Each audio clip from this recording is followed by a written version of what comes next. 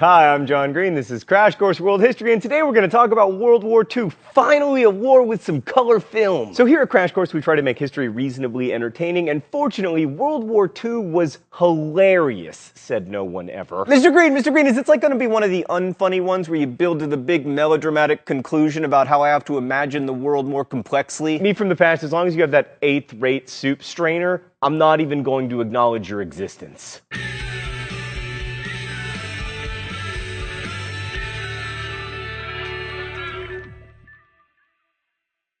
Right, so you've probably heard a lot about World War II from movies and books, the History Channel before it decided that swamp people were history, the incessant droning of your grandparents, etc. We're not going to try to give you a detailed synopsis of the war today. Instead, we're going to try to give a bit of perspective on how the most destructive war in human history happened and why it still matters globally. So one of the reasons history classes tend to be really into wars is that they're easy to put on tests. They start on one day and they end on another day, and they're caused by social, political, and economic conditions that can be examined in a multiple choice kind of manner. Except not really. Like, when did World War II start? In September 1939, when the Nazis invaded Poland? I'd say no. It actually started when Japan invaded Manchuria in 1931, or at the very latest, when the Japanese invaded China in 1937, because they didn't stop fighting until 1945. Then again, you could also argue 1933, when Hitler took power, or 1941, when America started fighting. It's complicated. But anyway, in China, the fighting was very brutal, as exemplified by the infamous rape of Nanking, which featured the slaughter of hundreds of thousands of Chinese people, and is still so controversial today that 1, it affects relations between Japan and China, and 2, even though I have not described it in detail, you can rest assured that there will be angry comments about my use of the word slaughter. But the World War II we know the most about from movies and TV is primarily the war in the European theater, the one that Adolf Hitler started. Hitler is the rare individual who really did make history. Specifically,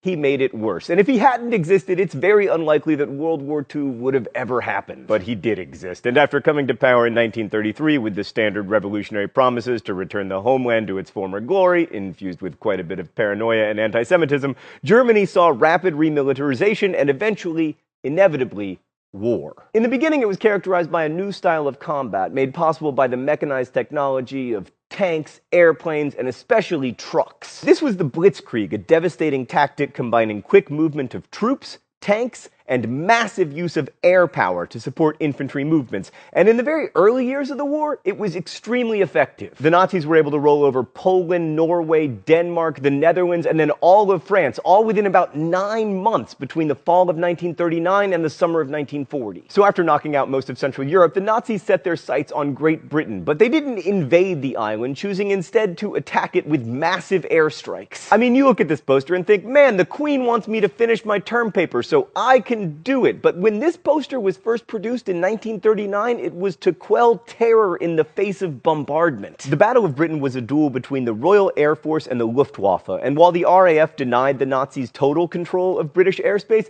the Nazis were still able to bomb Great Britain over and over again in what's known as the Blitz. Stan, no jokes this time. Yes, the Blitz. Meanwhile, Europeans were also fighting each other in North Africa. The Desert Campaign started in 1940 and lasted through 1942. This is where British General Monty Montgomery outfoxed Erwin the Desert Fox Rommel. It's also the place where Americans first fought Nazis in large numbers, but most importantly, it's where Indiana Jones discovered the Ark of the Covenant. Okay, let's go to the thought bubble. 1941 was a big year for World War II. First, the Nazis invaded Russia, breaking a non-aggression pact that the two powers had signed in 1939. This hugely escalated the war and also made allies of the most powerful capitalist countries and the most powerful communist one an alliance that would stand the test of time and never end until like 3 seconds after the defeat of the Nazis. The Nazi invasion of Russia opened the war up on the so-called Eastern Front, although if you were Russian, it was the Western Front, and it led to millions of deaths, mostly Russian. Also, 1941 saw a day that would live in infamy when the Japanese bombed Pearl Harbor, hoping that such an audacious attack would frighten the United States into staying neutral,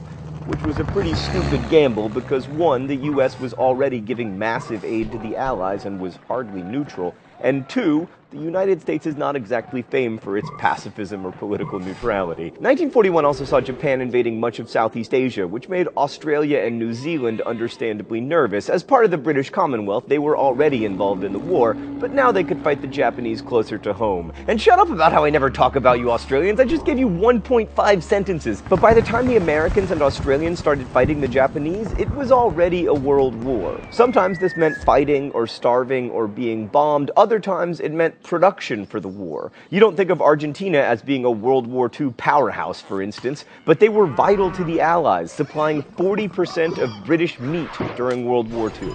Thanks, Thought Bubble. So not to sound jingoistic, but the entry of the US into the war really did change everything, although I doubt the Nazis could have taken Russia regardless. No one conquers Russia in the wintertime, unless you are, wait for it, the Mongols.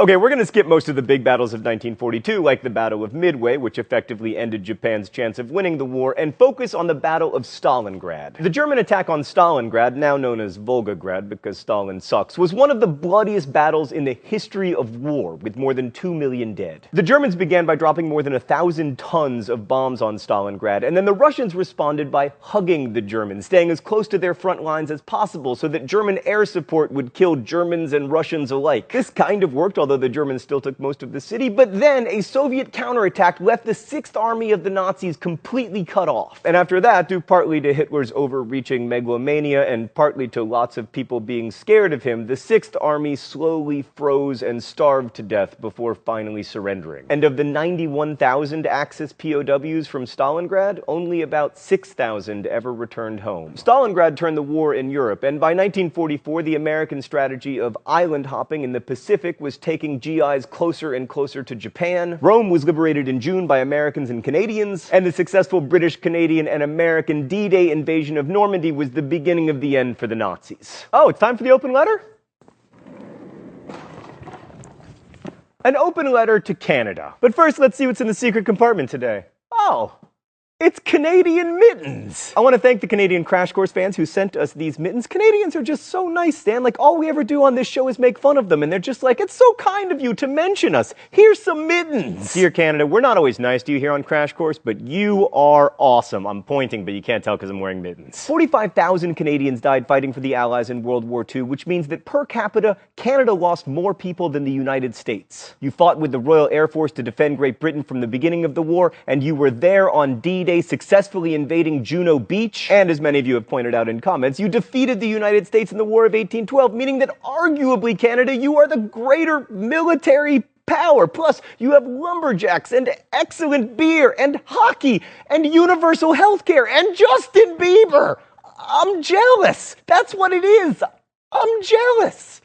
Best wishes, John Green. So by the end of 1944, the Allies were advancing from the west, and the Russian Red Army was advancing from the east, and then the last-ditch German offensive at the Battle of the Bulge in the winter of 1944 and 1945 failed. Mussolini was executed in April of 1945. Hitler committed suicide at the end of that month, and on May 8, 1945, the Allies declared victory in Europe after Germany surrendered unconditionally. 3 months later, the United States dropped the only 2 nuclear weapons ever deployed in war. Japan surrendered, and World War II was over. The war had a definite cause: unbridled military expansion by Germany, Japan, and to a small extent, Italy. Now, it's easy to claim that Hitler was crazy or evil, and in fact, he was certainly both, but that doesn't explain the Nazis' decision to invade Russia, and it sure doesn't explain Japan's decision to bomb Pearl Harbor. And there are many possible explanations beyond mere evil, but the most interesting one to me involves food. Hitler had a number of reasons for wanting to expand Germany's territory, but he often talked about Lebensraum, or living space, for the German people. German agriculture was really inefficiently organized into lots of small farms, and that meant that Germany needed a lot of land in order to be self-sufficient in food production. The plan was to take Poland, the Ukraine, and Eastern Russia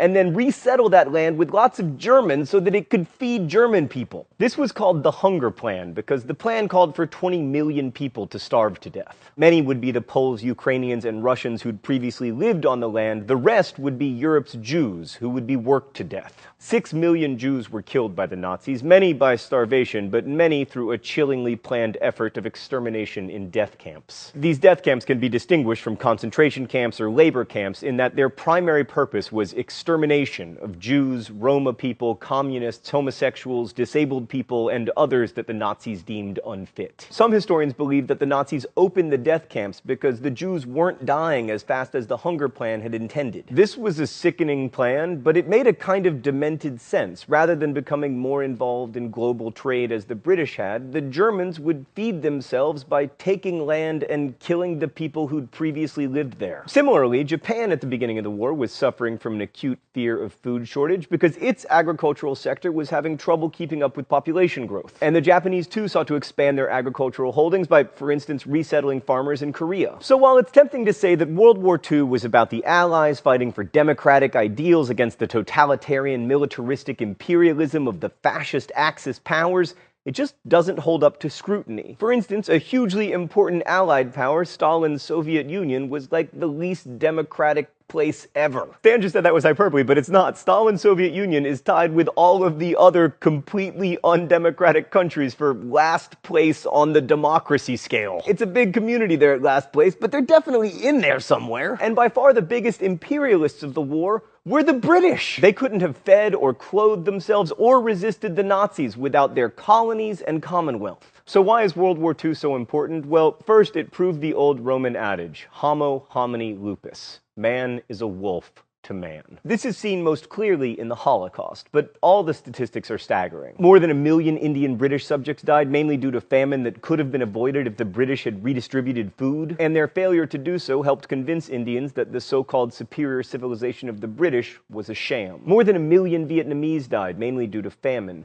418,000 Americans, more than 1 million non-combatants in both Germany and Japan, and 20 million people in the Soviet Union, most of them civilians. These civilians were targeted because they helped sustain the war, mostly through industrial and agricultural production. In a total war, when a nation is at war, not just its army, there's no such thing as a non-military target. From the firebombing of Dresden to Tokyo to Hiroshima, the line between soldier and civilian blurred. And then, of course, there is the Holocaust, which horrifies us because the elements of Western progress, record-keeping, industrial production, technology, were used to slaughter millions. World War II saw modern industrial nations, which represented the best of the Enlightenment and the scientific revolution, descend into once unimaginable cruelty. And what makes World War II such a historical watershed is that in its wake, all of us, in the West or otherwise, were forced to question whether Western dominance of this planet could or should